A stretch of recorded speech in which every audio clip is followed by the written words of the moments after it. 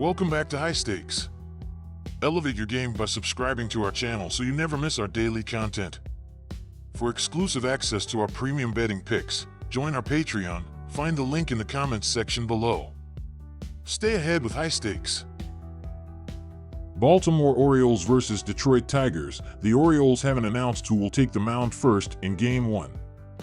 Looking at Baltimore's pitching staff as a whole, they currently sit 13th in the league with an ERA of 3.94. The Orioles have been a bit weaker on the road as their ERA climbs to 4.11. However, they are posting their strongest OBA in road games this season. The Orioles have also been weaker under the lights, and their opponent batting average continues to sit above their season average. They've been tossing better over the first half of September, dropping their ERA below their season average and holding foes to around .250 at the plate. While the Orioles have tended to give up hits, they continue to sit in the top half of the league in strikeouts and have also done a solid job limiting walks. This has helped the Orioles maintain a low whip. Baltimore has not only been hitting stronger in September, but they have continued to sit in the top 10 in both home runs and hits for extra bases. The Orioles' bullpen sits top 10 in whip, and they are tossing well above their season average so far this month. Meanwhile, the Tigers are being walked at one of the lowest rates in baseball and have found themselves striking out at far too high a rate. Take Baltimore moneyline. While both pitching staffs are sitting top 10 in terms of whip, both of these clubs have hit well in their respective home/away splits. The Orioles continue to hit home runs and doubles at one of the highest in baseball, and we have seen Detroit rally around their bats at times this season. We should expect both teams to find ways to get runners home when in scoring position, ultimately pushing this number over the total. Take over 8 runs. Cincinnati Reds versus Minnesota Twins. The Minnesota Twins have been struggling as of late, but are still in the playoff picture. They are currently third in the AL Central standings as they are 5.5 games behind in the division, but hold the final AL wildcard spot. The Twins have been doing well offensively as the team has a .318/.318/.422/line while averaging 4.69 runs per game up to this point. The team has been able to hit for power as they are 10th with 176 total homers so far. First baseman Carlos Santana has been doing well at the plate as he has a .752 OPS with 21 home runs, 63 RBI, 57 runs scored, and 4 stolen bases on 4 attempts this year. The Twins need to figure out how to turn things around if they want to be in the postseason. The road/home splits for these starting pitchers show the difference in this game as Nick Martinez is 4-2 with a 2.40 ERA and a .183 batting average against in 56.1 innings, 18 games, 6 starts on the road, while Simeon Woods Richardson is 1-1 with a 3.64 ERA and a 1.06 whip in 59.1 innings, 11 starts at home. The ability to hit with runners in scoring position, there is a difference here as well. Cincinnati is 8th with a .778 team OPS in those at-bats, while Minnesota is 19th in the bigs with a .741 team OPS with runners in scoring position. All in all, go with the Cincinnati Reds to win as a road underdog here. These starting pitchers in their last 7 games show they can get outs as Nick Martinez is 2-1 with a 3.52 ERA and a 1.12 whip in 38.1 innings, while Simeon Woods Richardson is 2-2 with a 4.54 ERA and a 1.31 whip in 33.2 innings of work.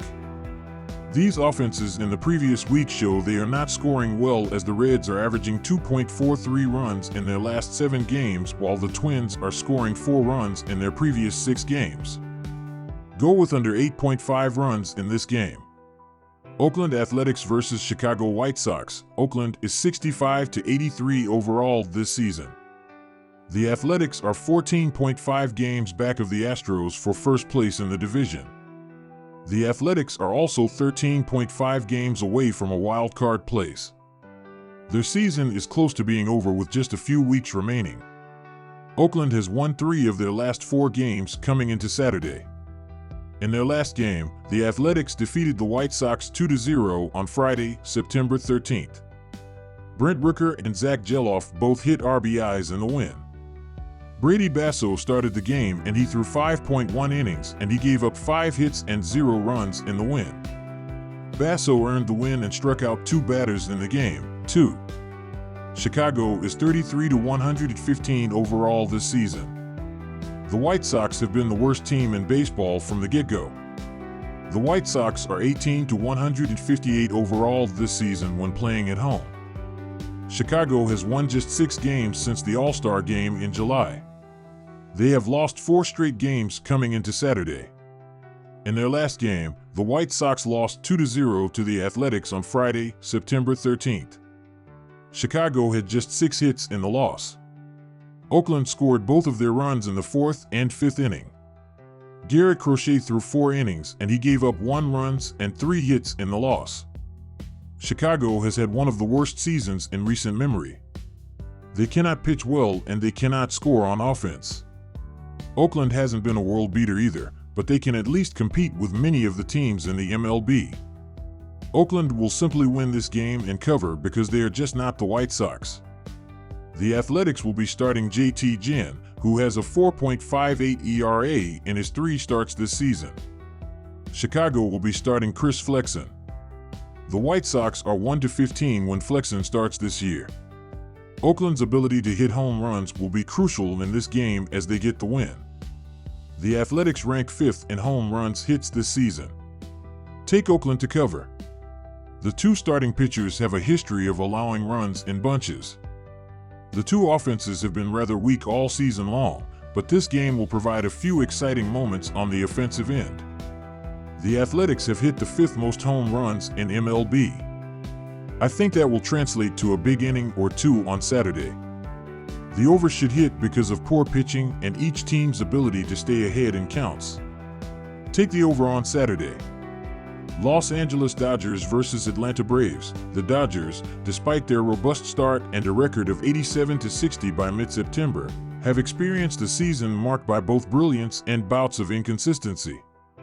Shohei Ohtani's chase for a historic 50-50 season has been a highlight, showcasing not only his individual prowess but also the offensive firepower of the Dodgers. However, the season hasn't been without its challenges. This inconsistency has led to varied reactions among fans and analysts, with some expressing concerns over the team's ability to maintain their dominance, especially with key players like Gavin Lux returning from injury and others like Clayton Kershaw facing setbacks. The pitching staff, a cornerstone of the Dodgers' success in previous years, has faced its share of trials. Injuries and underperformance from key pitchers like Walker Buehler and Bobby Miller. The Dodgers are in a tight race for the best record in the NL, which could impact home field advantage in the playoffs. This motivation might push them to perform exceptionally, especially against a team like the Braves who are fighting for a wild card spot, potentially leading to a more aggressive and focused game from the Dodgers.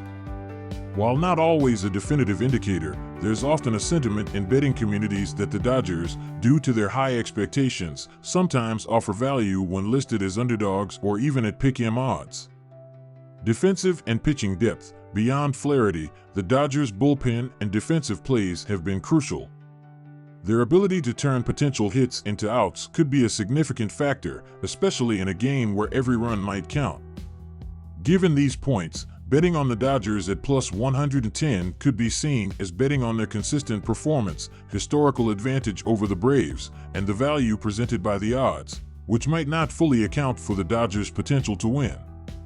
Also take under 7.5 runs.